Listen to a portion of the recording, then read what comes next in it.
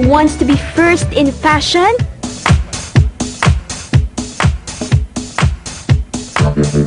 Pero hindi ang fashion na ito ang tinutukoy ko. Ito ang iba't ibang bathroom fixtures na for sure ay magiging trendsetter sa loob ng inyong mga banyo.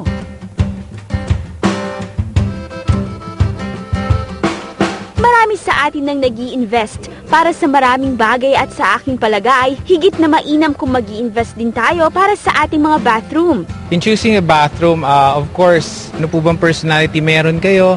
Ano po yung mga gusto ninyo sa inyong bathroom, sa inyong buhay?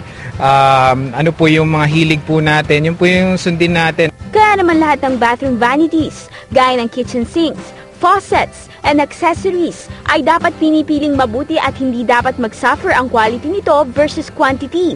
In choosing a bathroom material, bathroom fixtures, always choose for a trusted name. Quality product, a good customer service who provides a 48 hours response times in any customer complaints. Sa karamihan, ang pagpapaganda ng kanilang mga bathroom ay isang luho lamang.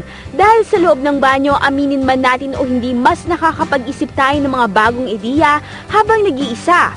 What we're saying is that right now in bathroom is not just a place where you dispose of your waste and then go out.